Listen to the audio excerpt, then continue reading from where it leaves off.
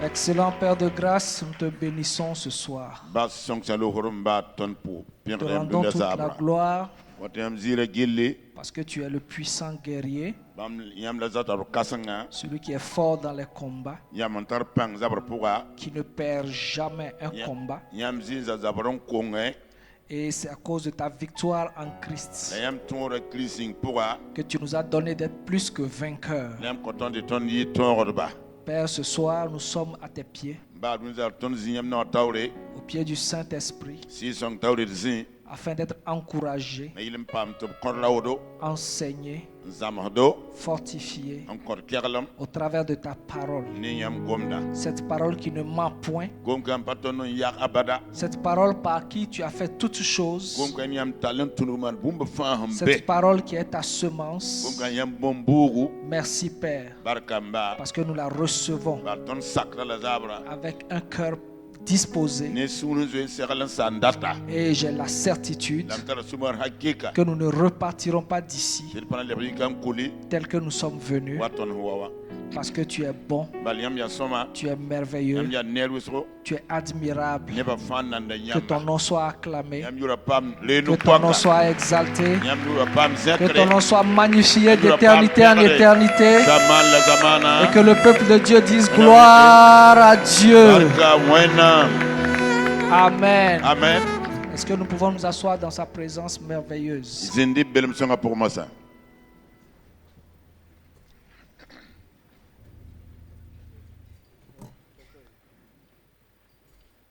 Gloire à Dieu. Est-ce que tu as déjà salué ton frère qui est à côté de toi? Si tu ne l'as pas encore fait, c'est l'occasion de le faire maintenant, de lui dire bonne arrivée. Sois le bienvenu, sois la bienvenue. Je suis content de te voir ce soir. Alléluia. Alléluia. Amen. Amen. Donc, nous sommes dans notre année du combat spirituel victorieux.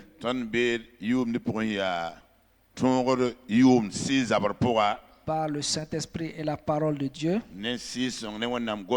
Par la prière d'intercession et d'autorité. Et le dimanche dernier, notre Père spirituel nous a entretenu sur le rôle de la parole de Dieu dans le combat spirituel victorieux.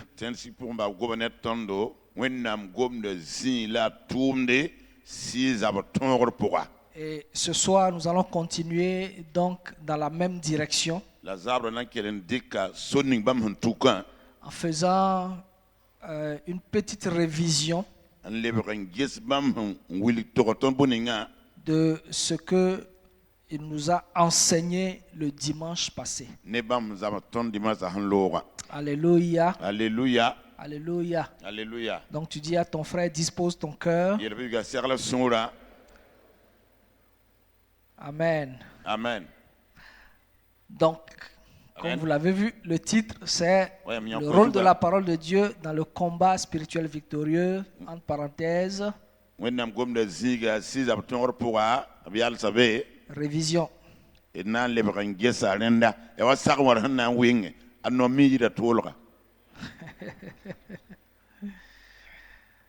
Alors, nous ouvrons ensemble ce soir dans Jean 1. Jean chapitre Jean 1. Jean. Nous allons lire le verset 1. Normalement, c'est du verset 1 jusqu'au verset 5. Mais nous allons aller étape par étape.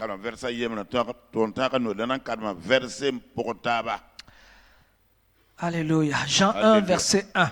Jean chapitre 1, verset 1. Les Écritures déclarent: au commencement était la parole. Et la parole était avec Dieu. Et la parole était Dieu.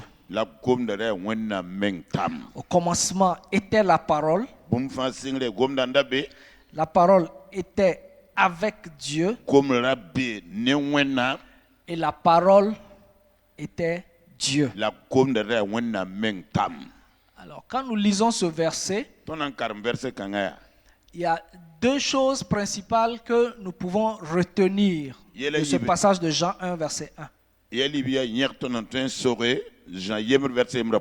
La première phrase nous dit, au commencement était la parole. Et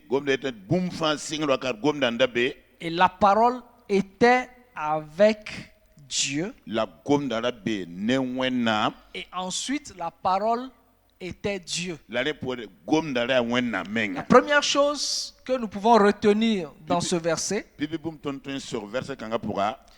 c'est que ce que Dieu avait à sa disposition avant d'initier toute chose, c'est sa parole. Amen. Il dit au commencement, la parole était avec Dieu. Donc, avant qu'on ne parle de quelque chose qui est commencé, Dieu avait une chose à sa disposition. C'est sa parole. Sa propre parole. La deuxième chose que nous retenons dans ce verset, c'est la partie la parole était Dieu. En d'autres termes, la parole transporte la nature de Dieu.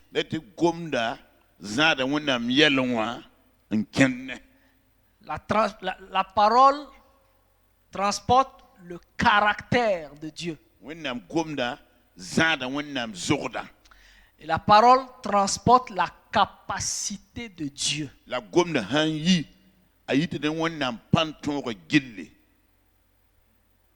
La parole transporte la nature de Dieu.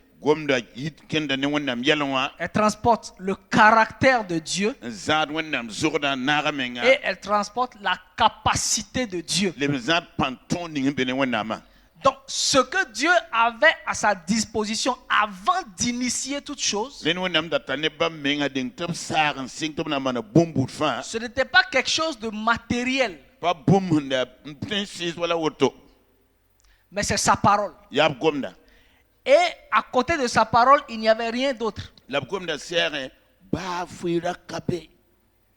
C'est pourquoi le verset 2 répète encore et dit, elle était au commencement avec Dieu.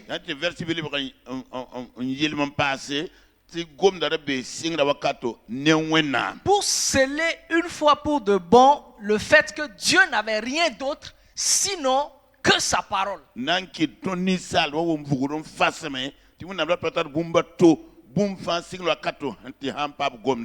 Amen.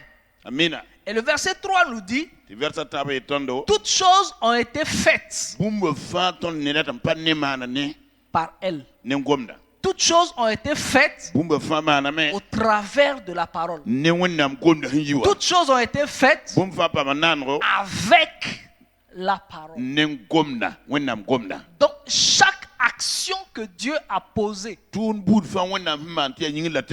avait pour source sa propre parole.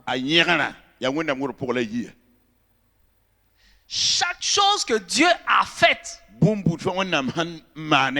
Dieu a utilisé sa parole pour créer la chose, pour initier la chose, pour rendre la chose visible. Dieu a utilisé sa parole. Pourquoi? Parce que la parole a la nature de Dieu. La parole a la capacité de Dieu. Et la parole a le caractère de Dieu. Or, la Bible nous dit dans le livre d'Hébreux que c'est par la foi, Hébreux 11, verset 2, je crois. Verset 2 et 3. Il dit c'est par la foi que nous reconnaissons que ce qui est visible a été fait par des choses invisibles. Ce qui est visible a été faite par des choses invisibles. Donc le visible tire sa source de l'invisible. L'invisible, c'est quoi? C'est la parole de Dieu.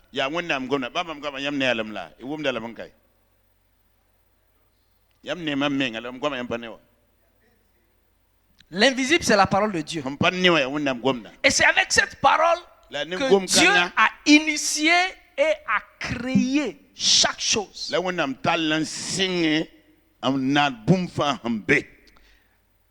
Et nous progressons au verset 4.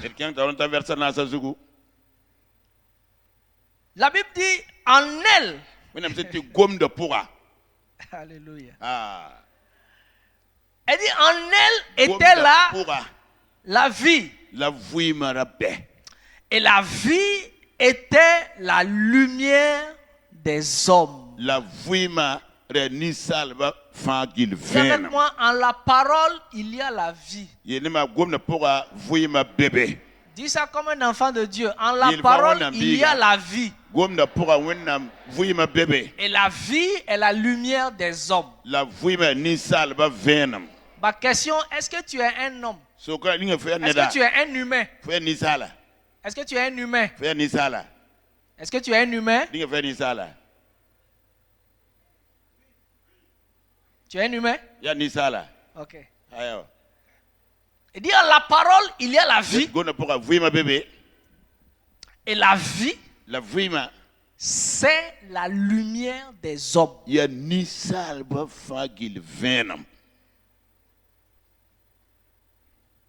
En la parole, il y a la vie.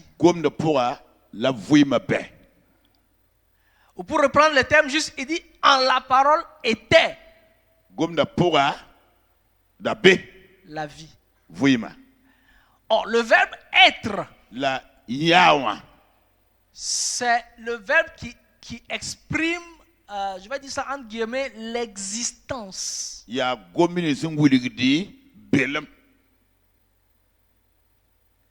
Donc, la Bible dit, la parole, c'est la vie.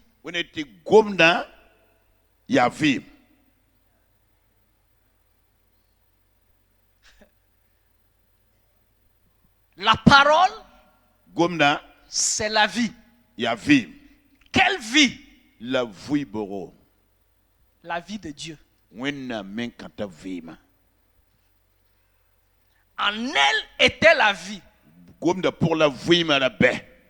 la parole, c'est la vie. La parole, c'est Zoé. Zoé, la vie de Dieu. Mais comme on ne peut pas voir la vie, la Bible dit, quand Zoé veut se manifester chez les hommes,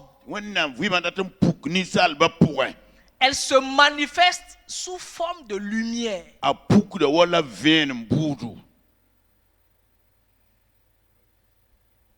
Ouvre avec moi dans le psaume 119, verset 130.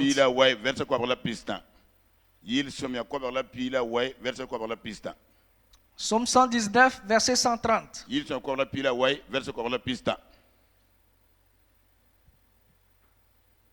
Qu'est-ce que les Écritures disent dans ta Bible?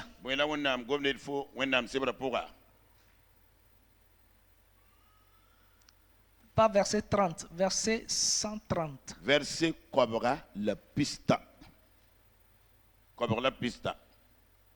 Psaume 119, verset 130. Voilà. Qu'est-ce que tes Écritures disent? On lit ensemble. 1, 2 et 3.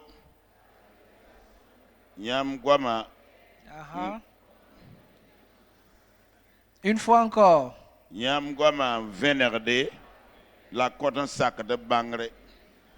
Une dernière fois.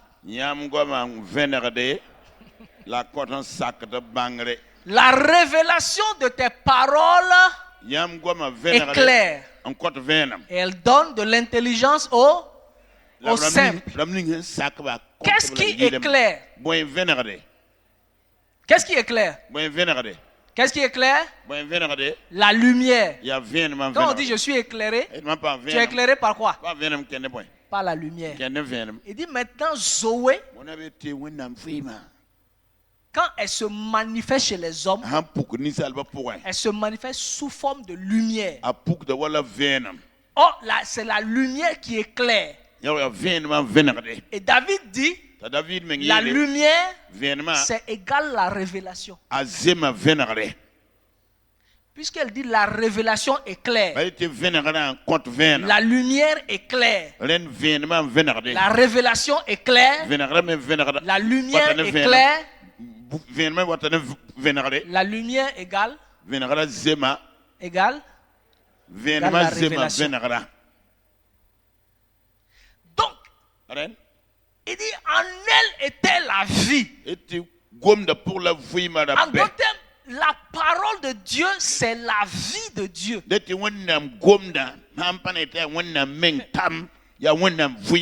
Qui se manifeste chez les hommes par révélation. Donc,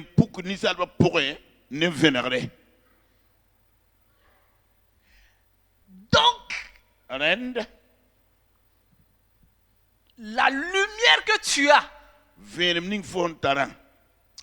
la révélation que tu as, détermine la sorte de vie qui se manifeste chez toi.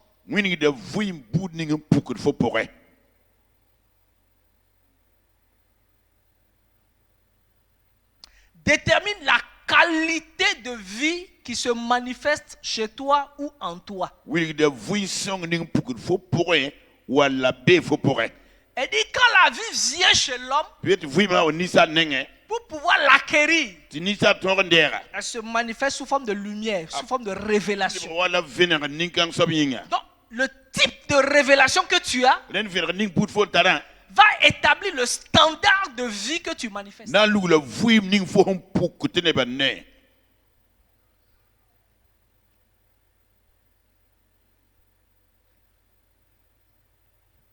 Le niveau de révélation que tu as détermine la hauteur dans laquelle tu fonctionnes.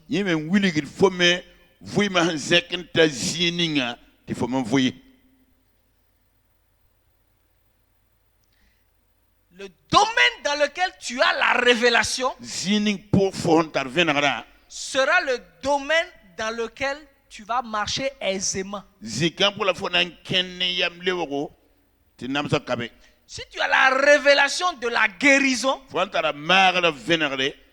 tu manifestes la guérison.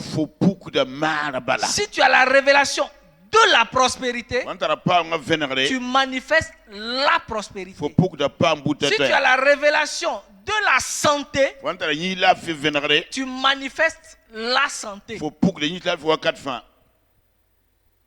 Le type de révélation que tu as manifestera la vie que tu veux voir. Alléluia. Alléluia. Et dit donc, la parole de Dieu, c'est la vie de Dieu, c'est Zoé. Mais pour qu'un homme puisse manifester Zoé, pour qu'un homme puisse recevoir Zoé, Zoé vient à lui par la révélation. Or, Zoé a la capacité de création. Zoé a la capacité d'animation. Zoé a la capacité de régénération. Quand quelque chose n'existe pas, Zoé peut la créer.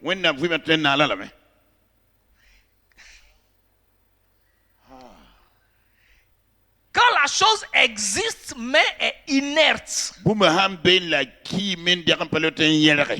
Zoé peut la ranimer. Quand la chose existe mais est dominée, est corrompue par les ténèbres, la lik balan tonga pila Zoé peut la régénérer. A Zoé tun se lika le bron venera kwa ven. Quand la chose est sous l'esclavage des ténèbres, Buma hambe yem de lik tengre. Zoé peut la délivrer. When na vu tun yisa la lik tengre. Donc Zoé peut créer. Ren when na vu tun nana me Zoé peut restaurer la capacité de mouvement. Zoé peut régénérer. Zoé peut délivrer.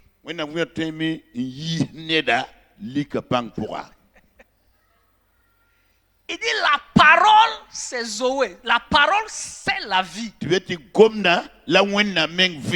Quelle sorte de vie? La vie de Dieu.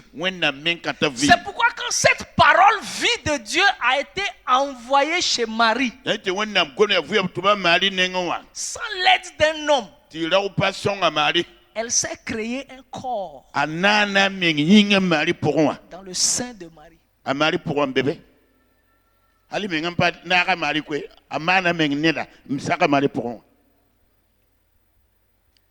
Elle a la capacité de création. Donc quand elle est venue chez Marie, quand elle est rentrée, elle s'est créée un corps physique visible. Pour se tabernacler, pour se couvrir afin d'être visible. C'est pourquoi dans le livre d'Hébreux, il dit tu n'as agréé ni sacrifice ni holocauste. Il dit mais tu m'as formé un corps. Par quoi? Est-ce que vous avez vu l'ange Gabriel ouvrir le ventre de Marie et dire maintenant j'ai créé un corps? Tu as vu ça? Tu as vu ça? L'ange a seulement dit voici. J'ai amené quelque chose. Cette chose c'est la parole de Dieu. Cette parole, voici son expression. Tu deviendras enceinte. Et tu enfanteras un fils. Et tu lui donneras le nom de Jésus. Marie dit, je suis la servante du Seigneur. En d'autres termes, je suis disposé et disponible pour mon Dieu. Ce qu'il veut, il n'a qu'à le faire en moi. La Bible dit, l'ange est parti. Mais on ne sait pas quand est-ce que Marie est tombée enceinte. On a juste vu au fil du temps que la grossesse sortait. Et à terme, un humain est sorti. Zoé a travaillé en Marie et s'est créé lui-même un corps.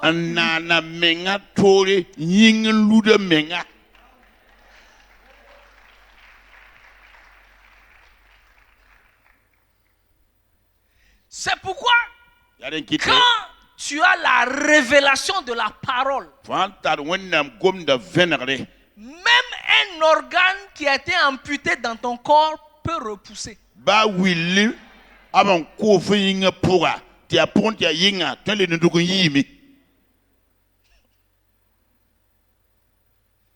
Alléluia. Amina. Alléluia. Amina.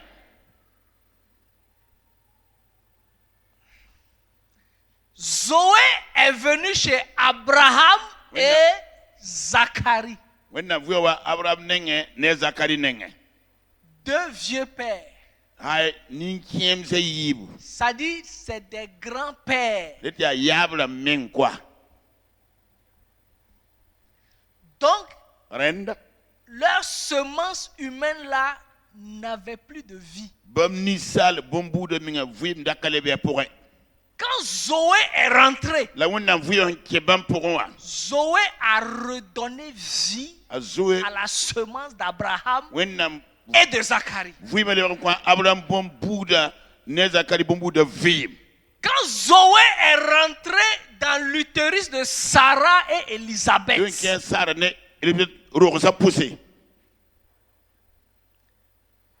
la Bible dit que le sein de Sarah était mort. Sous la mort vient de quoi? La mort vient de Dieu? Est-ce que la mort vient de Dieu?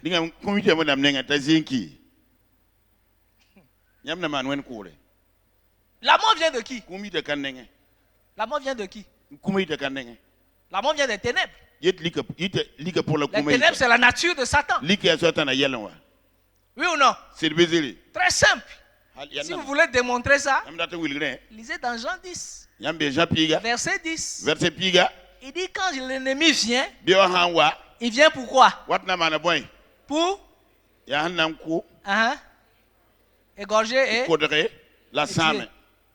Bon, égorger là, quand on égorge quelque chose, la chose vient encore. Donc le travail des ténèbres, c'est quoi? C'est de tuer. C'est d'amener la mort. Donc, le sein de Sarah, l'utérus de Sarah et l'utérus d'Élisabeth étaient morts. Mort, ça veut dire était sous le contrôle des ténèbres.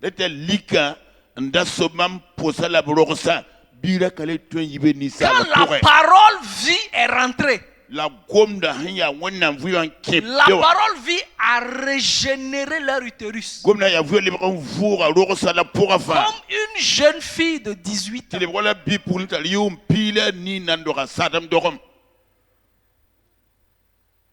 Et elles ont enfanté.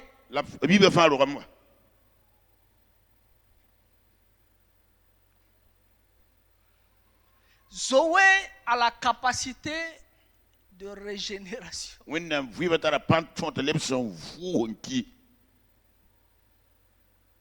Quand Zoé est rentrée dans le tombeau, dans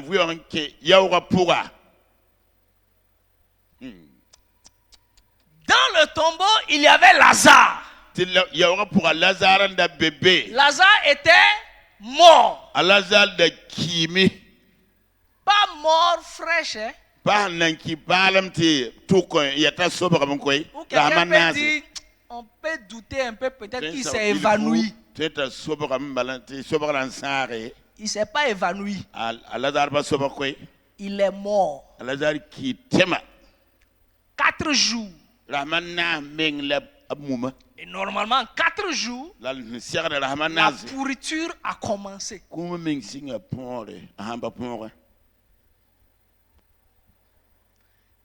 Quand la parole vie est rentrée dans le tombeau, la parole vie a arraché des griffes de la mort Lazare. Il a délivré de la mort. Et il a restauré, il a régénéré, il a remis à neuf.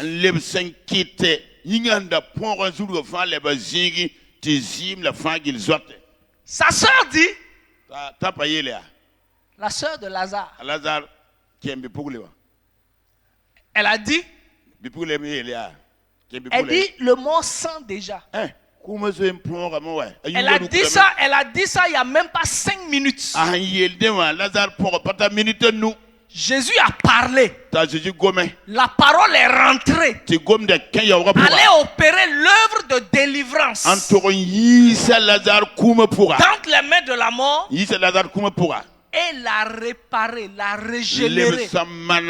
Il y a 5 minutes, il sentait. 5 minutes plus tard, il est tout neuf.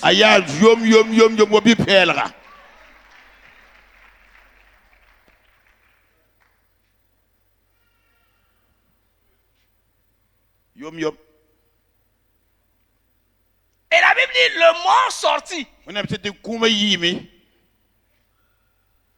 La parole l'a transporté. Le projeter dehors. Sur ses pieds.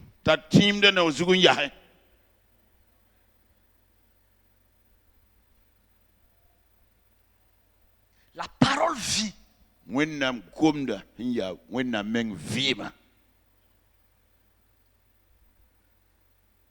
il y a quelque chose d'inanimé en toi, elle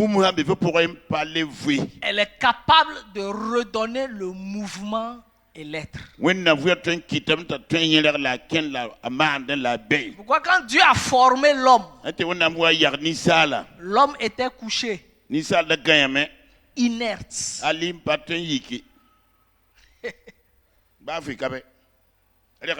Bible dit Dieu souffla dans l'homme.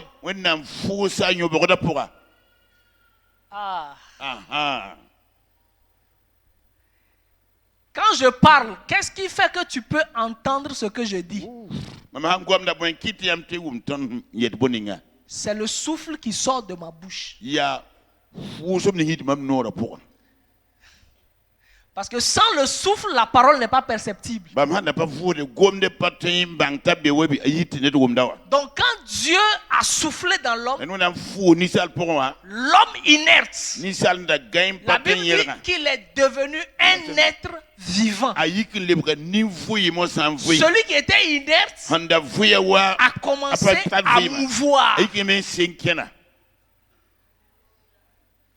C'est pourquoi toute inertie dans ta vie peut retrouver son mouvement à cause de la parole. Si les ténèbres ont amené une inertie dans ta vie, soit dans ton corps, soit dans ton travail, soit dans ta famille, par la parole, tu peux amener le mouvement. Parce que quand les ténèbres viennent, qu'est-ce qui se passe? Quand les ténèbres, le règne des ténèbres se manifeste, puisque Jésus l'a déjà dit dans Jean 10:10. Il dit quand ils viennent là, c'est pour voler, égorger et tuer. Donc, ça ne fait que enlever.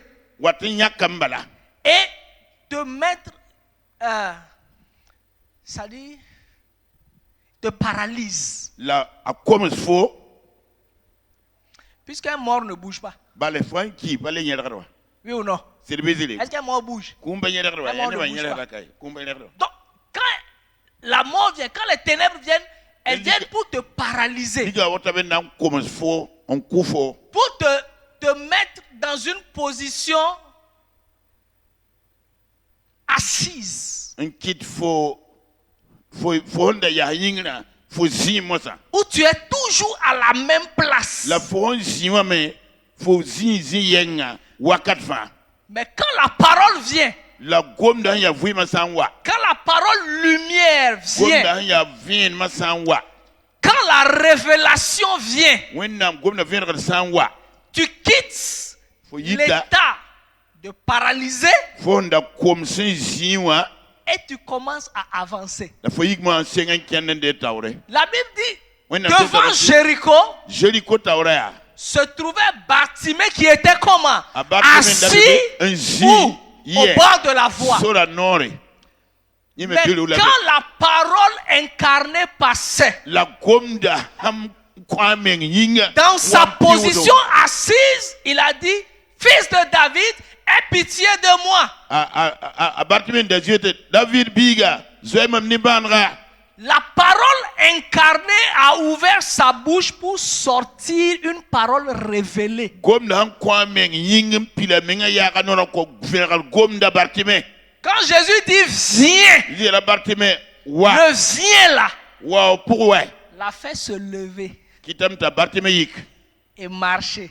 Quand il est arrivé, il y avait deux choses. Il était non seulement assis au bord de la voie, mais il était aveugle. L'aveuglement te plonge dans les ténèbres. Jésus dit, qu'est-ce que tu veux que je fasse? Il dit que je retrouve la vue. Jésus dit qu'il te soit fait selon ta foi. Qu'est-ce qui s'est passé? Ses yeux se sont ouverts. Et la Bible dit qu'il suivit Jésus dans le chemin. Donc il est sorti de l'état d'inertie pour commencer à marcher dans le chemin. Par quoi? Par la parole. Jésus n'a pas prié pour lui. Jésus a juste parlé.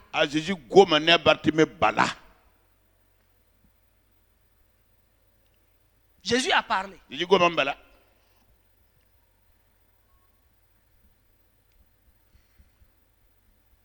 La Bible dit quand Pierre et Jean allaient au temple, il y avait un paralytique. Donc les ténèbres ont amené quoi? La paralysie. Il dit, chaque matin, on l'amenait à la porte appelée la Belle pour qu'il puisse demander l'aumône. Imaginez un homme. Chaque jour, on le soulève, on le met à la même place. Chaque jour, on le soulève, on le met à la même place. Il était assis. Quand Pierre et Jean sont arrivés, il les a regardés, s'attendant à recevoir d'eux quelque chose. Pierre dit, j'ai quelque chose de mieux que l'argent.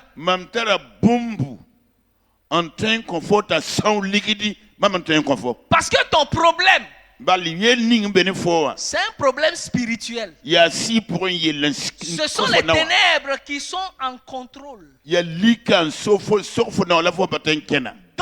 les choses matérielles ne peuvent pas résoudre les problèmes spirituels.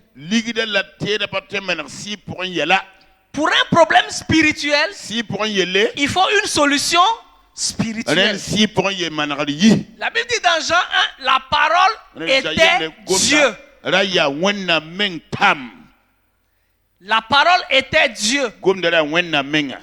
Et dans Jean 4, Jésus dit à la femme samaritaine, Dieu est esprit. Donc, la parole est Dieu. Dieu est esprit. La parole est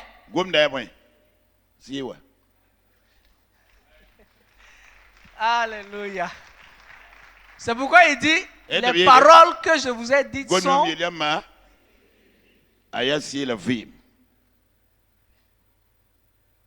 Donc, pour un problème spirituel, il faut une solution spirituelle. Pierre a dit, je n'ai ni argent ni or, mais ce que j'ai. Ah, qu'est-ce que tu as? Il dit, voici ce que j'ai. J'ai la parole en moi. Ah ouais, Pierre? Tu as la parole? Il dit oui. Donc, ta parole là peut résoudre mon problème. Il dit oui. Mais j'ai eu de l'argent. Tu as eu l'argent, mais tu es demeuré sous l'esclavage des ténèbres qui t'ont paralysé. Il dit le peuple qui était assis. Vous voyez, quand les ténèbres viennent, c'est tout le temps pour vous faire asseoir, pour vous rendre inerte, non progressif. Tout le temps, c'est assis. Assis. Assis. Il dit, mais ce peuple a vu une grande lumière se lever. Quand la lumière vient, elle manifeste le lever. Pierre dit au nom de Jésus, lève-toi et marche. Quand la parole révélée est sortie, elle est partie donner de la force, de la capacité au pied de ce paralytique. Et quand Pierre l'a attrapé, la Bible dit deux bons, un seul bon, il était sur les pieds. Et il suivait maintenant Pierre et Jean dans le temple, célébrant le Seigneur, louant le Seigneur. La parole révélée, la parole lumière, quand elle vient, elle manifeste la vie de Dieu. Si la chose n'existe pas, elle va la créer. Si elle existe mais est inerte, elle va lui donner d'avoir du mouvement. Si elle existe mais est sous le contrôle des ténèbres, elle va amener la délivrance. Elle va amener la régénération. La parole. C'est pour ça dans le verset 5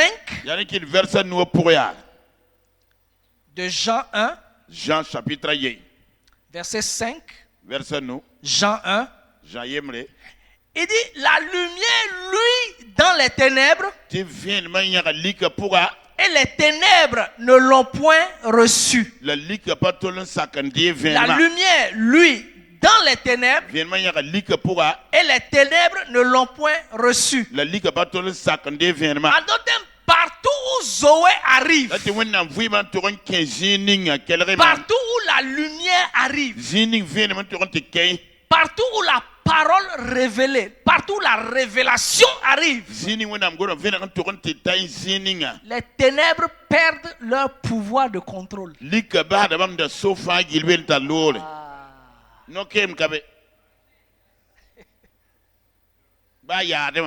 Quelles que soient les ténèbres dans lesquelles tu te trouves, dès que tu as la révélation, les ténèbres perdent leur pouvoir de contrôle sur toi.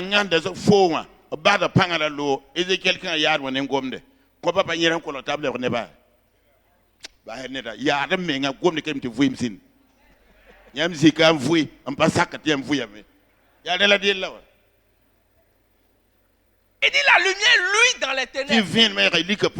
Ça dit quand les ténèbres se positionnent, dès que la lumière paraît, les ténèbres disparaissent.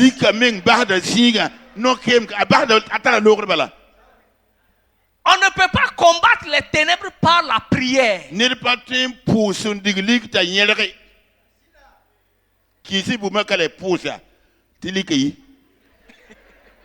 Ça c'est naturel, c'est simple là. Faites voir, étayez les ampoules, priez pour que les ténèbres sortent.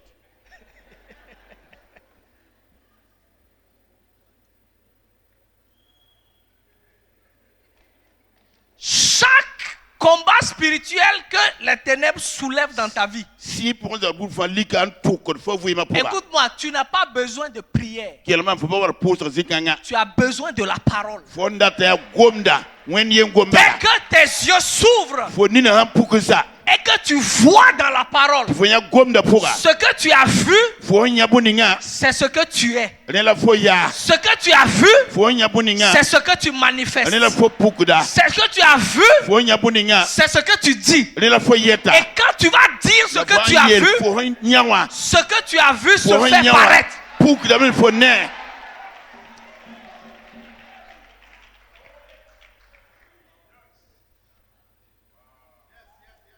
En réalité, la prière, c'est quoi? C'est dire ce que Dieu a dit.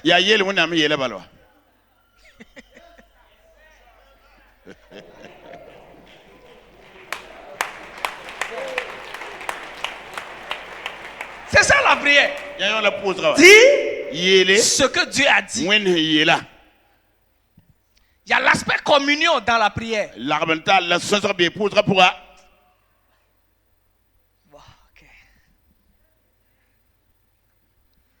dit la lumière, lui, dans les ténèbres. Il dit, mais les ténèbres ne peuvent pas la dominer. Il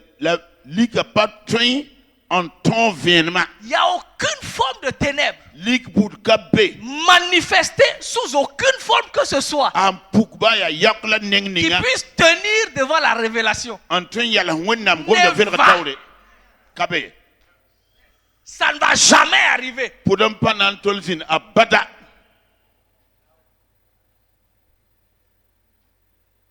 Donc quand tu te trouves devant une situation difficile où tu sais que ici là c'est le monde des ténèbres qui est à l'œuvre. Mon frère, ma soeur, il ne faut pas pleurer. Il ne faut pas gémir. Il ne faut pas murmurer. Tourne-toi vers les Écritures. Commence à ouvrir les Écritures. Dis au Saint-Esprit, illumine mes yeux pour que je contemple les merveilles de ta parole. Parce qu'en contemplant les merveilles de ta parole, je ne peux plus regarder la vicissitude des ténèbres. Je ne peux plus regarder ce que les ténèbres me montrent. Je ne peux plus regarder l'image que le diable veut me montrer. Quand j'aurai fini de regarder les merveilles, je commence à parler les merveilles. Et quand je parle les merveilles, les ténèbres disparaissent et les merveilles apparaissent.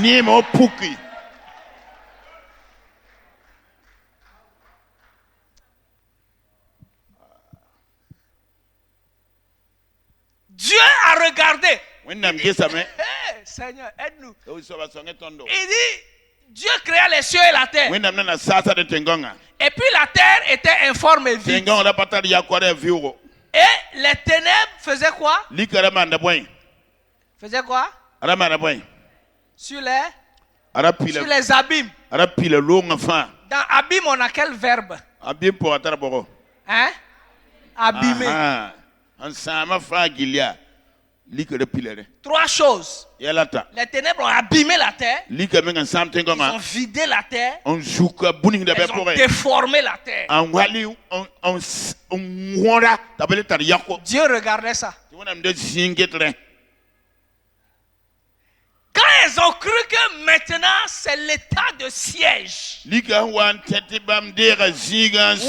on a contrôlé ce que Dieu a créé. Dieu les regarde.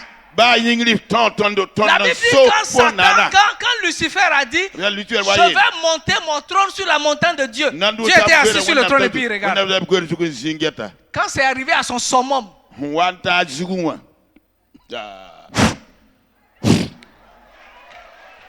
y a des moments, il y a des choses qui arrivent. Ça commence. Ça s'empire. Ça s'empire. Faut pas regarder empirer là. Va dans les Écritures.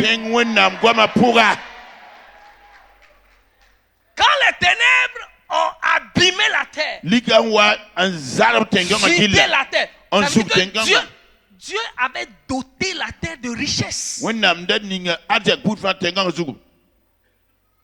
Pourquoi on dit que c'est vide? C'est parce qu'il y avait quelque chose. Elles ont vidé la terre. Quand elles ont fini de vider, elles ont déformé la terre.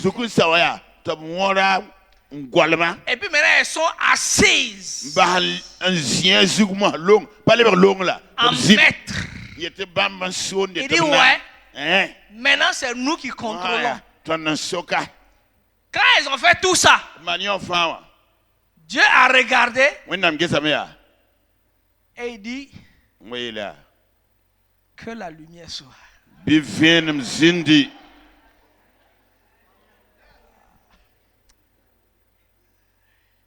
Il n'a pas beaucoup parlé. Écoutez, en hébreu, Il a dit lumière. Venom. Et puis c'est fini.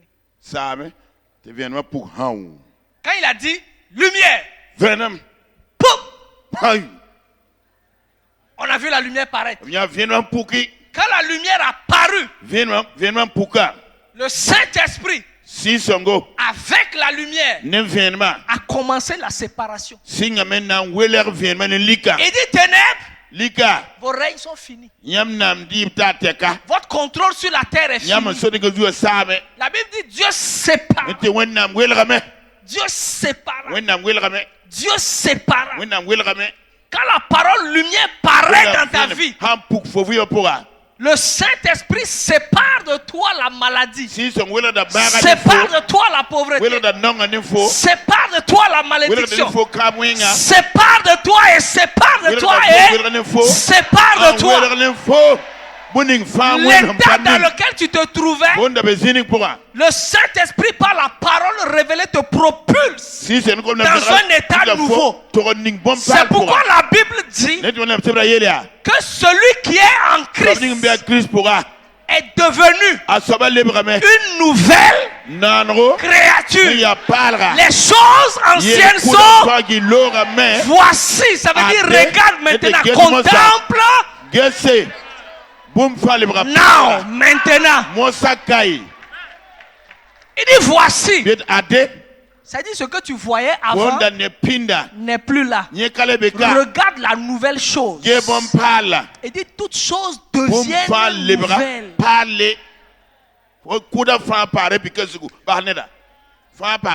No need prayer. You need prayer. Tu as besoin de prier. Bon, ok. Comme papa n'a pas abordé, je ne vais pas aller là-bas. Voilà. Je vais laisser. En restant sur la parole. Tu as besoin de la parole. C'est la parole qui devient ta proclamation, qui devient ce qui remplit ta bouche. J'ai dit ce que le Père dit. C'est ce que je dis. C'est pourquoi le Saint-Esprit, il dit quand le Saint-Esprit viendra, il ne dira que ce qu'il aura entendu.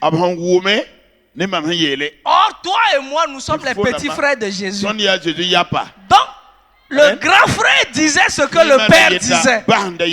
Le petit frère fait quoi? Il dit. Voilà.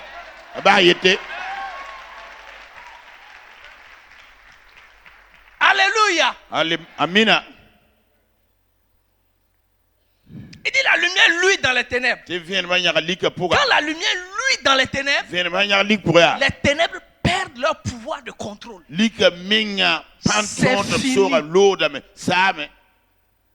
C'est pourquoi quand tu médites la parole de Dieu, ne médite pas de façon traditionnelle. Demande au Saint-Esprit la révélation. Chaque fois que tu ouvres les Écritures, Saint-Esprit, ouvre mes yeux spirituels. Illumine mes yeux spirituels. Afin que je vois dans la parole. Que je vois la révélation. Que je vois ta lumière dans la parole. Parce qu'à partir du moment où j'ai la lumière, c'est que j'ai la victoire. Et je manifeste la victoire. Il dit la lumière luit dans les ténèbres. Quand la lumière confronte les ténèbres, les ténèbres ne peuvent pas tenir. Donc Jésus avait raison quand il a dit dans Jean 8 verset 12. Est-ce qu'on peut avoir Jean 8 verset 12? Voilà. Il dit Jésus leur parla de nouveau et dit je suis la lumière du monde. Celui qui me suit ne marchera pas dans les ténèbres. Je suis la lumière du monde. Il dit quiconque. Dis avec moi quiconque. Il dit encore quiconque. Il dit toute personne de n'importe quelle race, de n'importe quelle position, étant dans n'importe quelle condition, si cette personne-là me rencontre, me découvre, me reconnaît et se connecte à moi, il y a deux choses qui vont se passer dans sa vie. Premièrement, il dit la personne là ne marchera plus dans les ténèbres. Ça veut dire les ténèbres perdent le contrôle dans sa vie. Sa marche qui était dictée par les ténèbres, sa vie qui était contrôlée par les ténèbres, échappe.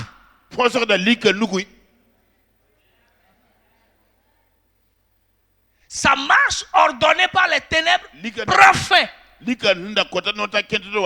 Cette personne commence une nouvelle marche. Donc, premièrement, elle ne marche plus dans les ténèbres. Mais deuxièmement, qu'est-ce qui arrive? Il dit cette personne-là aura. Dis avec moi, aura. Dis encore, aura. Cette personne reçoit en elle la vie sauvé. Il dit, il reçoit la lumière de la vie. Donc, chaque fois que la vie se manifeste chez l'homme, elle se manifeste sous forme de lumière. Et la lumière, c'est égal la révélation. Il dit, les ténèbres cessent. Et cette personne reçoit maintenant. Reçoit la lumière de la vie. La vie Zoé commence à faire quoi? À prendre les commandes dans sa vie. Alléluia. Amen. Alléluia. Amen. Et c'est cette leçon de la rencontre avec la lumière que Jésus a enseigné pas à pas à la femme samaritaine. Qu'on va prendre ce soir comme cas pratique pour aller vers la fin. Allons dans Jean 4.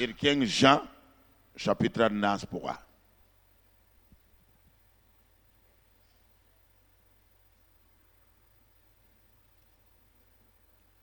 Jean 4. Jean 9.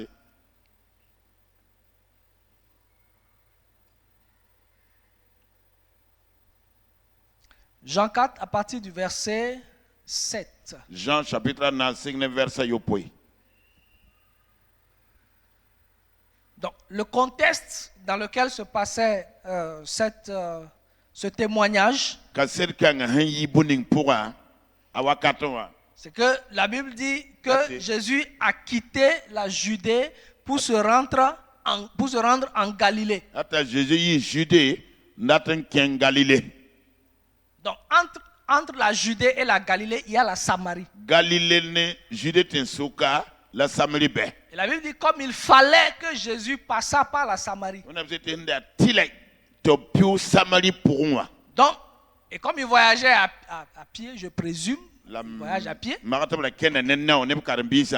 Il dit fatigué du voyage. Il s'est assis, donc il arriva là où le champ de Jacob était.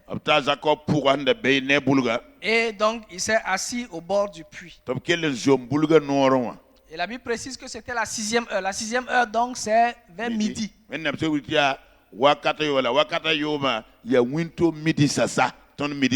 Et voilà à midi, une femme arrive au puits. Normalement, dans l'habitude, on puise l'eau très tôt le matin. C'est ça? Voilà. Les femmes vont au puits très tôt le matin. Ou bien carrément dans la soirée. Mais pas à midi. Et c'est à midi que cette femme vient. Bon, il y a beaucoup de choses qu'on peut dire là-bas, mais on va sauter. Quand tu vas rentrer, il faut étudier et puis tu dis Saint-Esprit, ouvre mes yeux. Verset 7, une femme de Samarie vient puiser de l'eau. Et Jésus lui dit, donne-moi à boire. Verset 9. Verset 9, la femme samaritaine lui dit, comment toi qui es juif, me demandes-tu à boire à moi qui suis une femme samaritaine? Les Juifs, en effet, n'ont pas de relation avec les Samaritains. Verset 10. Jésus lui répondit, si tu connaissais le don de Dieu, et qui est celui qui te dit, donne-moi à boire, tu lui aurais toi-même demandé à boire, et il t'aurait donné de l'eau vive. Verset 11. Seigneur, lui dit la femme, tu n'as rien pour puiser, et le puits est profond. D'où aurais-tu donc cette eau vive? Verset 12. Es-tu plus grand que notre père Jacob, qui nous a donné ce puits et qui en a bu lui-même, ainsi que ses fils et ses troupeaux? Donc voilà Jésus face à cette femme. Quel Jésus? Celui qui a dit, je suis la lumière du monde. Je suis la lumière du monde. Pourquoi il se définit comme la lumière du monde? Parce qu'il est la parole incarnée. Il est la parole vie qui s'est formé un corps. Donc devant l'homme, il dit je suis la lumière. J'ai dit quand la vie Zoé vient, elle se manifeste comme la lumière.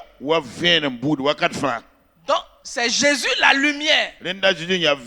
Celui qui est capable de faire plier toute forme de ténèbres qui est devant cette femme. Et cette femme, n'étant pas en contact, ne connaissant pas Jésus, est dans les ténèbres. Est-ce que nous sommes d'accord? Est-ce que nous sommes d'accord? Donc, voici les deux face à face. Jésus dit, donne-moi à boire. Elle dit, comment toi, en d'autres termes, tu es un homme. Un. Moi, je suis une femme. Deux. Deuxièmement, tu es juif. Moi, je suis samaritaine. Comment est-ce que tu peux me demander à boire? Et la Bible précise, il dit les Juifs n'ont pas de relation avec les Samaritains. Pourquoi?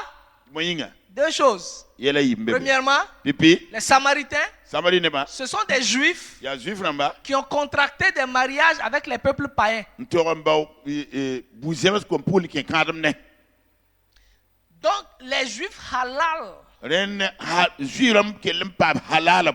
les considèrent comme des impurs. Donc, il y avait le pur devant l'impur. Premièrement.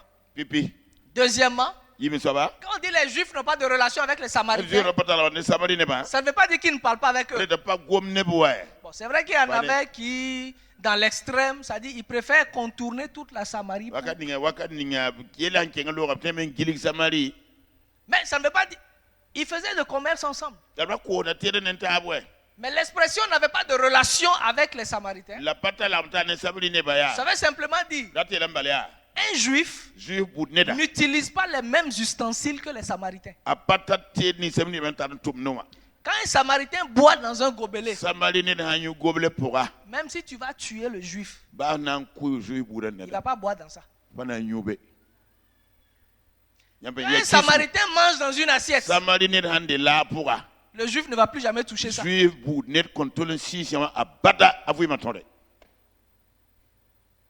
Donc vous comprenez pourquoi la femme dit, toi tu es juif et puis tu me demandes à boire. Puisque ce que j'ai amené pour puiser l'eau, c'est ça que j'utilise pour boire. Normalement, si je te sers, tu es obligé d'utiliser ça.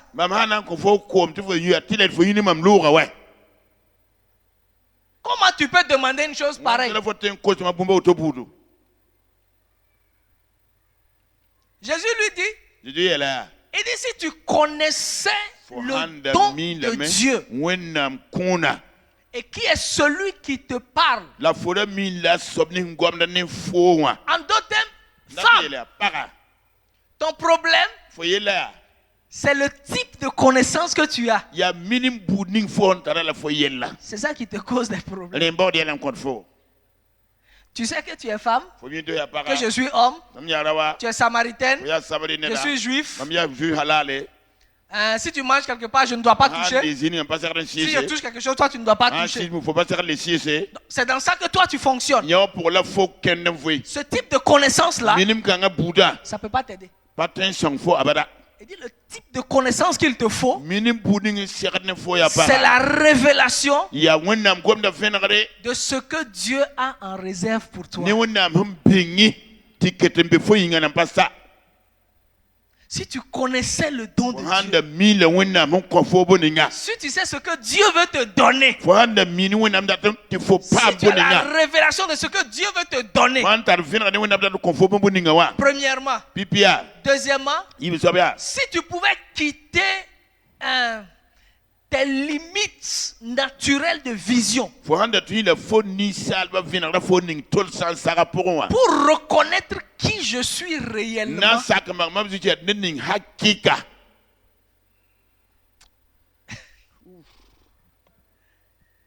tu allais laisser ta connaissance là et puis me demander que je te satisfasse.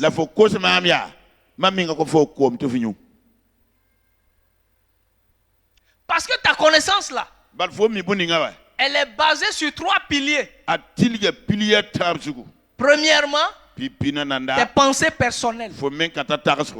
Je suis femme. Toi tu es homme. Ça, ce sont tes pensées personnelles.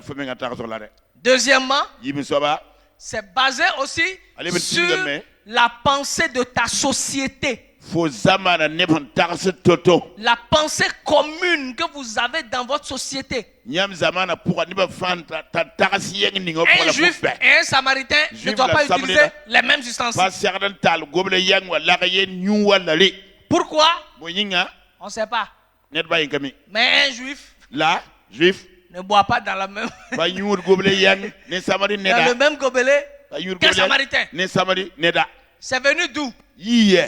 On ne sait pas. Un juif ne mange pas dans la même assiette qu'un samaritain.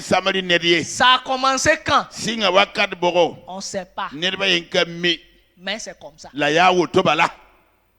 On est né trouvé.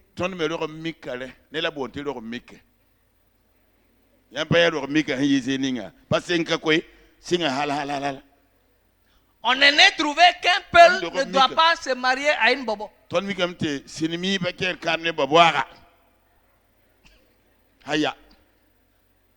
bien que les forgerons et puis quoi? C'est forgerons et puis quoi? Voilà, il y a les yarse. Ah, jamais. Lui, il est un forgeron. Elle, c'est yarse. Il ne doit pas se marier. Mais il s'aime quand même. Il faut laisser amour là de côté. Il est forgeron. Elle est yarse. Il ne doit pas se marier. S'il se marie, qu'est-ce qui se passe? On ne sait pas. Mais il ne doit pas se marier.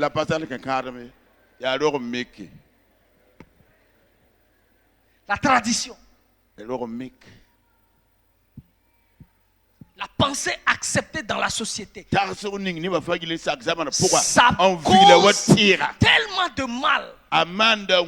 Et souvent même dans le peuple chrétien.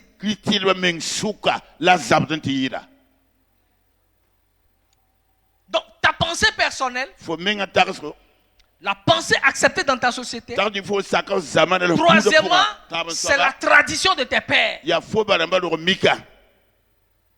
La tradition de tes pères dit que c'est Jacob qui nous a légué ce puits-là. Ses enfants ont bu là-bas. Ses troupeaux ont bu là-bas. Nous aussi on boit là-bas. Voilà.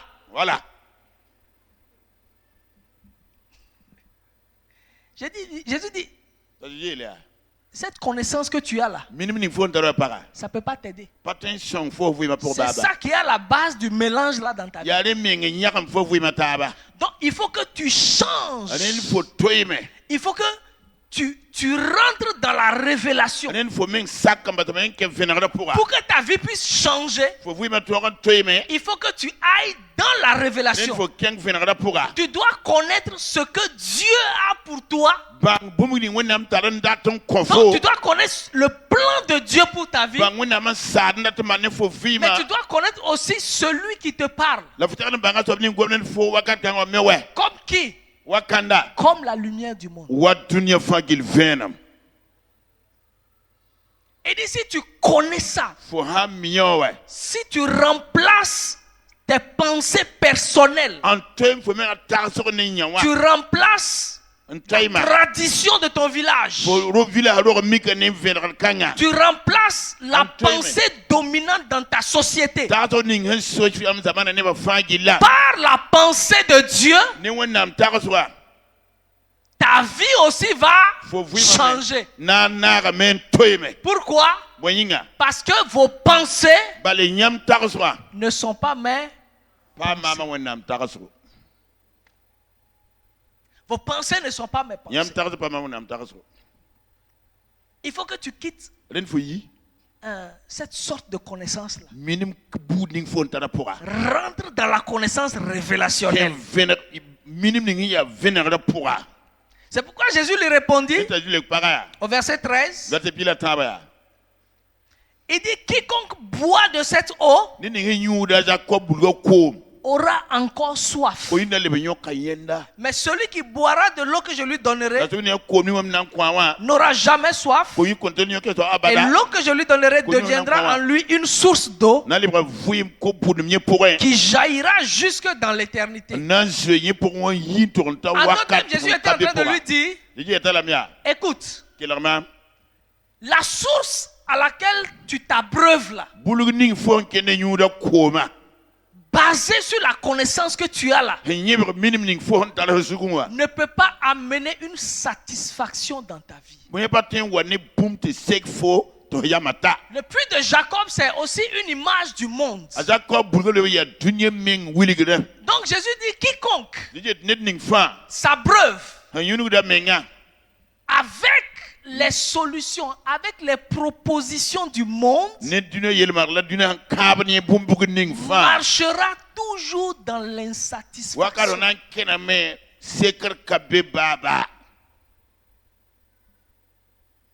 Marchera toujours dans l'insatisfaction. Marchera toujours dans l'insatisfaction. Parce que le monde ne peut jamais satisfaire un homme. C'est pour ça que Jésus dit, la vie d'un homme ne dépend pas de ses biens, fût-il dans l'abondance. Quel que soit le montant de milliards que tu peux avoir, tu ne peux jamais être satisfait dans ton âme. C'est pourquoi les riches veulent toujours devenir riches. Ça veut dire, je veux parler de la richesse matérielle. Plus il en a, plus il en veut. Plus il en a, plus il en veut. Parce qu'il croit que plus il va posséder, là il sera satisfait. Mais au fur et à mesure, il se rend compte que ça s'accumule pendant que son compte bancaire monte. Son âme, la soif dans son âme devient de plus en plus grande.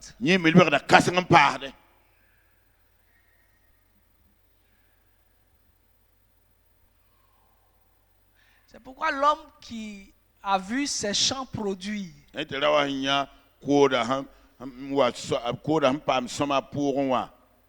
regardez son analyse, regardez sa pensée. Il dit quoi? Il dit: je n'ai pas de place pour emmagasiner toute ma récolte. Qu'est-ce que je vais faire? Je vais abattre mes greniers et je vais en construire de plus grands. Et puis je vais amasser à nouveau. Et je dirai à mon âme. Son problème se trouvait où? Dans son âme. L'insatisfaction dans son âme. Parce que dans sa pensée, plus j'en ai, mieux je serai. Mais il se rend compte qu'il en a, mais il n'est pas heureux. Donc il dit: je vais abattre les greniers là. Bon, maintenant, s'il dit qu'il va abattre les greniers, c'est que les greniers étaient déjà pleins. S'il casse ça, ce qui est dedans, il va me savoir.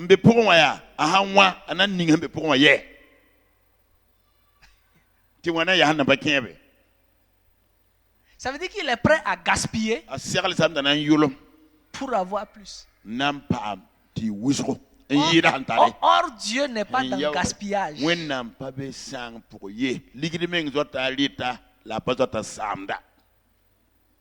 Dieu n'est pas dans le gaspillage. Quand il a pris la décision de gaspiller, Dieu dit: je vais te rappeler cette nuit même.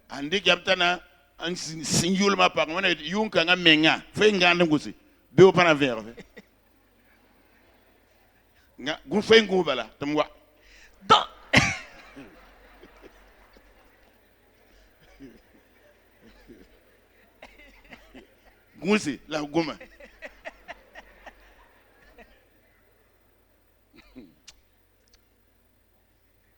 Alléluia.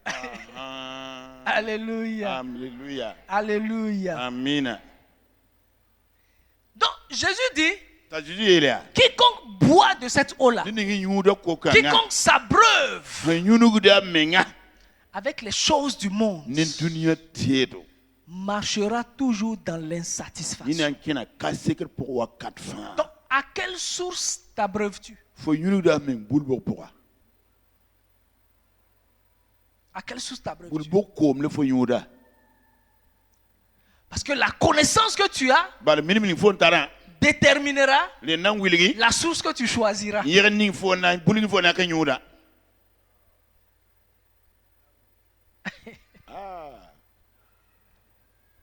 dit: tu bois de cette eau, tu vas revenir. Jeunes gens, ne crois pas que en livrant ton corps à la fornication, tu seras satisfait.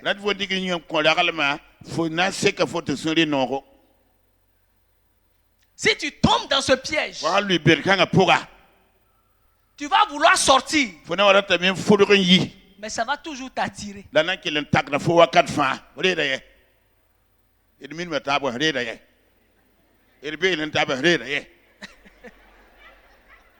C'est pour ça que tu vas entendre certains jeunes gens, ils disent quoi? Que je ne veux pas, mais je fais seulement. Oui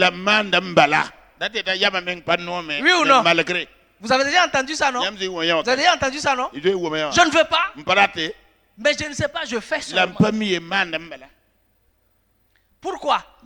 Parce que l'eau du puits de Jacob, au lieu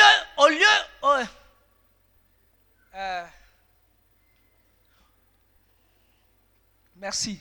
Au lieu de te désaltérer, augmente ta soif.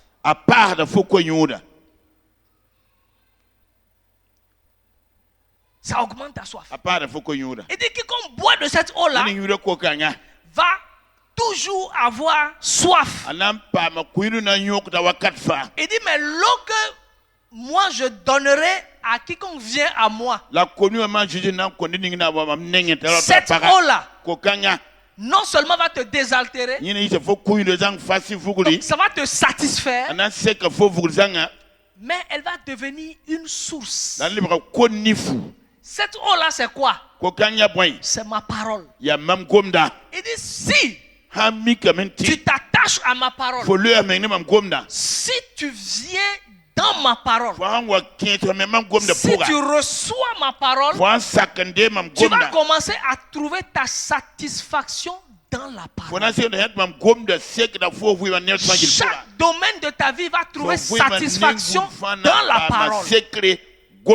Et quand tu vas trouver satisfaction dans la parole, cette parole va commencer à guider ta vie, à réguler ta vie, à réguler ta marche, et va te positionner jusque dans l'éternité.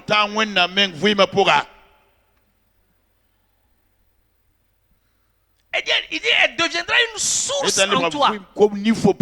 Ça veut dire, chaque fois que tu auras besoin de quelque chose, tu peux aller puiser là-bas. Chaque fois que tu auras besoin de quelque chose, tu peux aller puiser là-bas.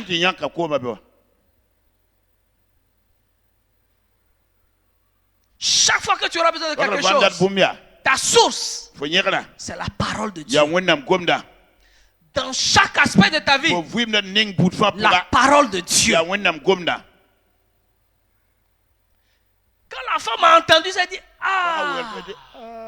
ok.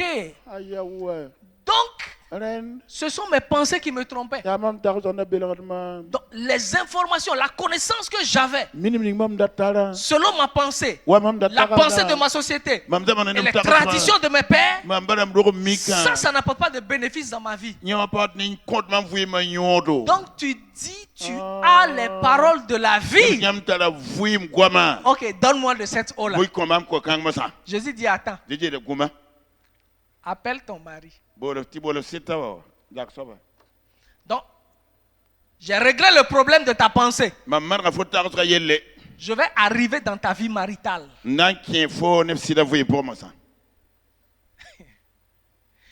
Puisque un homme est tel que sont ses. Donc ce que tu as entretenu dans ta passé, c'est le résultat là. C'est ça que tu vois dans ta vie maritale. Il dit il faut qu'on aille là-bas. Il dit appelle ton mari. La femme dit je n'ai pas de mari.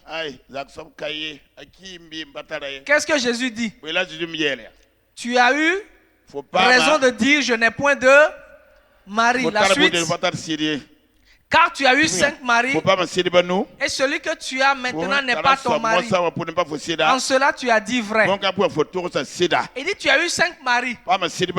J'ouvre une parenthèse là-bas. Constatez qu'il n'a pas dit tu as volé 5 maris.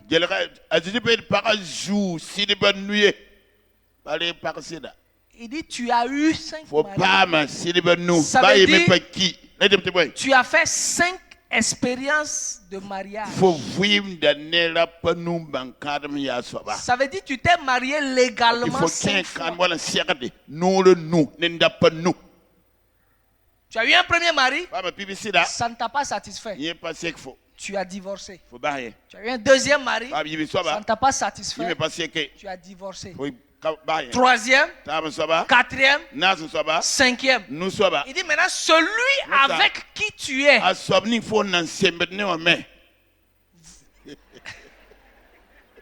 Qu'est-ce qu'il a dit?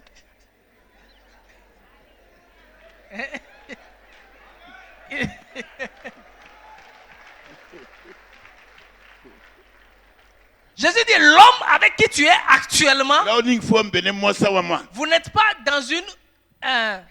dans un foyer réglo. Ce n'est pas encore ton mari. Tu vis en concubinage.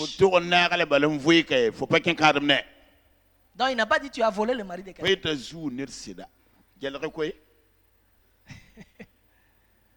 Il dit ce n'est pas ton mari. Vous n'avez pas fait le mariage. Quand il est rentré là-bas, la femme dit Tchè! Je n'ai pas de mari. Toi tu vois que j'ai fait 5 mariages. Ça a échoué. Et je suis en concubinage. Voilà, tu es un prophète. Il dit, tu vois même. Non, tu vois clair. Il n'y a qu'un prophète qui puisse voir ça.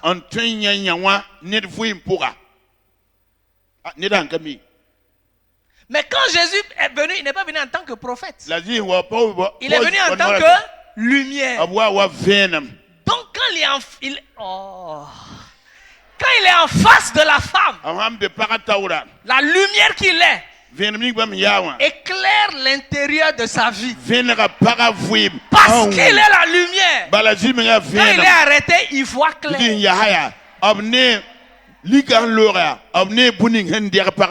C'est pour ça que quand tu as la lumière de la révélation, c'est-à-dire la révélation peut te permettre de voir des choses qui se sont passées quand toi-même tu n'étais même pas né.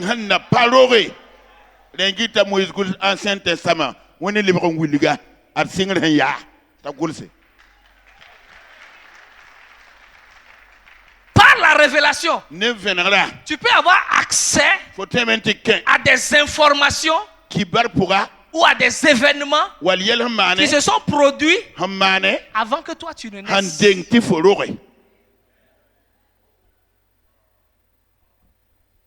Est-ce que je peux vous dire quelque chose? Je peux vous dire quelque chose? Voici une des choses que je fais.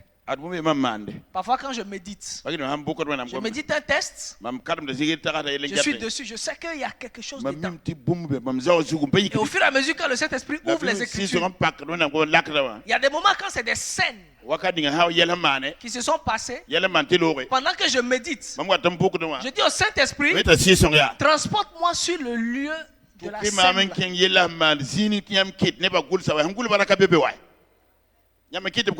Puisque c'est quelque chose qui s'est passé et ça a été mis par écrit. Donc au-delà des Écritures, je vais assister à la scène. Esaïe dit, qui a assisté au conseil de l'Éternel?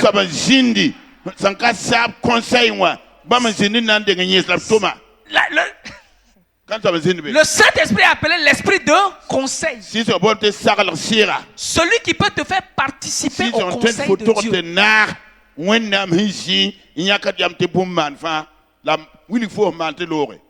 Donc, tu es dans ta chambre, la Bible ouverte, et le Saint-Esprit dans ton esprit ouvre. Et tu assistes à la chose comme si tu étais là-bas.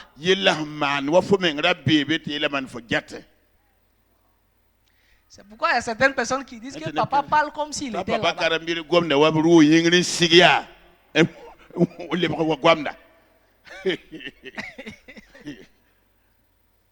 fois, il y a quelque chose qui s'est passé en famille. Pas dans mon foyer, ça dit que dans ma famille, chez mon papa, quoi. Voilà. Il y avait des événements qui arrivaient dans sa vie, dans la famille et tout. Un jour, j'étais fatigué. Et puis, j'étais dans ma chambre. J'étais déjà ici. J'ai dit, Seigneur, montre-moi ce qui s'est passé. Et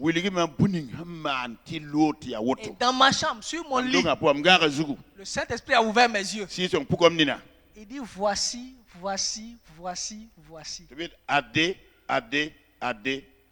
Appelle ton père et demande-lui à telle période qu'est-ce qui s'est passé. Je l'ai appelé. Quand j'ai demandé ce que j'ai écrit dans mon cahier, c'est exactement ce qu'il m'a répété. Je dis, voilà la source de ce que tu traverses. Et quand tu connais la source, tu jettes le sel à la source pour que la source soit purifiée. Quand tu connais la source, Jésus dit, vous êtes le sel de la terre. Tu es la lumière du monde. Tu vois. Tu n'impactes pas ta lumière. Mais tu es aussi le sel de la terre. Tu peux parler à la source. Et la source est purifiée. Ah, on a dépassé l'heure. Ok, on va aller rapidement. Alléluia. Est-ce que quelqu'un est béni ce soir? Ok. C'est bon. Il dit, bon, non, tu es prophète. Jésus. Ok. Ok. Et l'adoration là. Jésus dit, foi. Je me suis occupé de ta manière de penser. Je t'ai montré les choses dans ta vie maritale. Je vais attaquer ta vie spirituelle.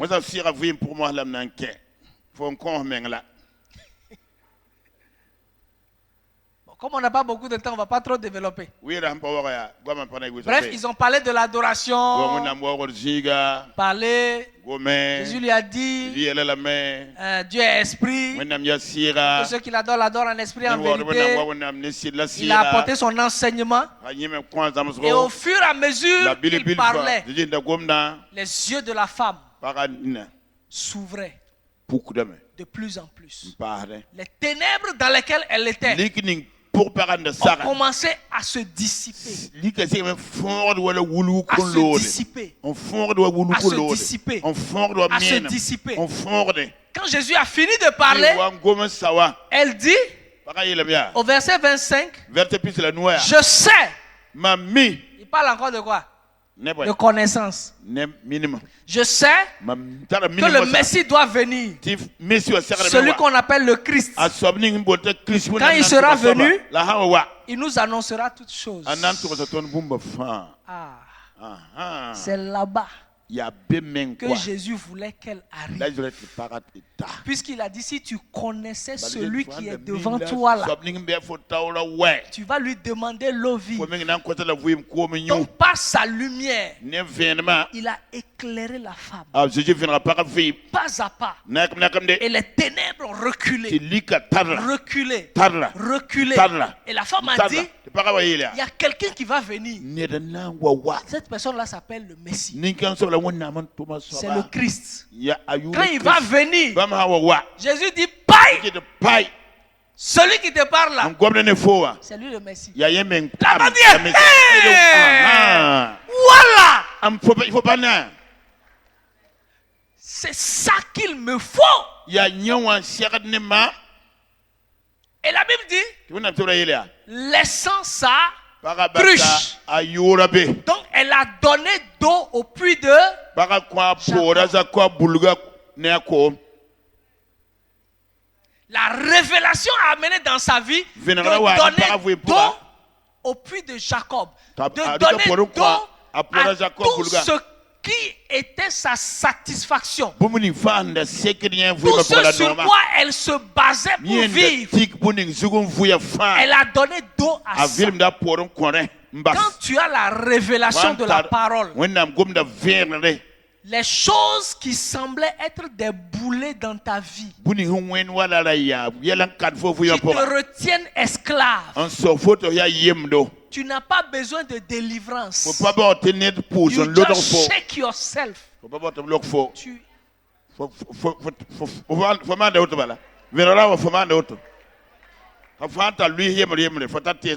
n'y a pas pasteur. Il faut me délivrer. Quand tu as la révélation de qui est Christ, mon frère, you just walk. Tu marches seulement. Tu sors toi-même. Elle a donné d'eau au puits de Jacob.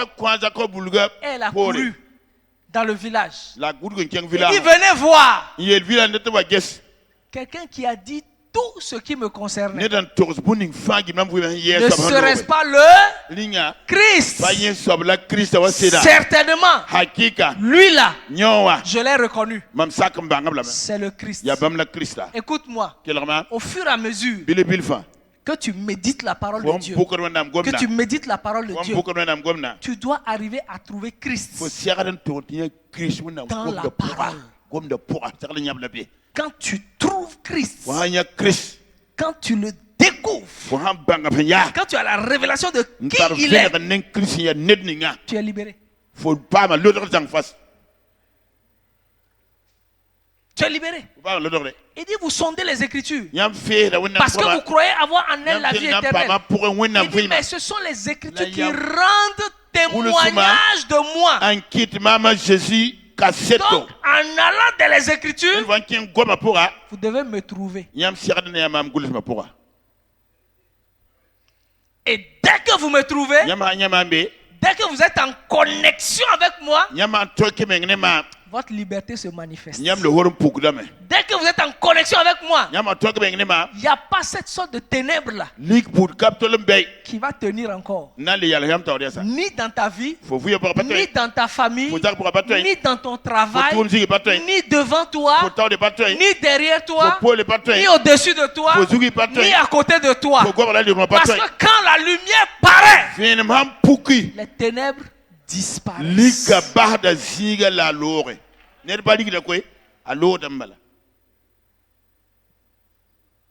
Quand la lumière paraît, les ténèbres disparaissent.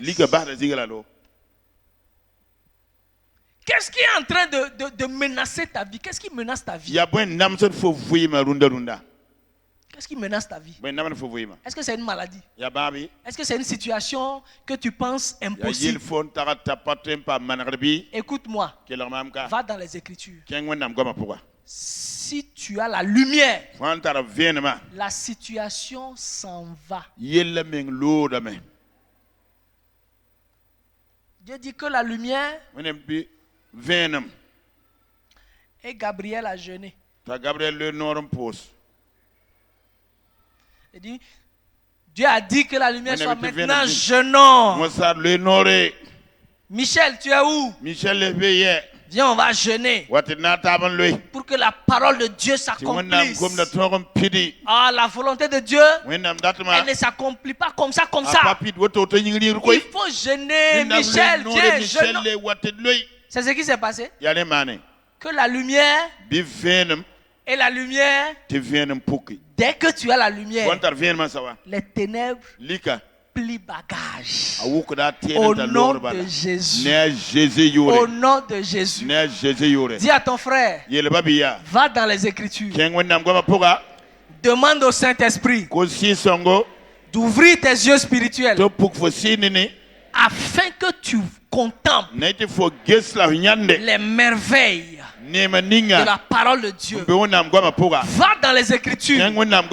Reçois la lumière. Reçois la révélation. Et quand tu auras reçu la révélation, parle la révélation. Applique la révélation. Et toute forme de ténèbres dans ta vie va plier bagage.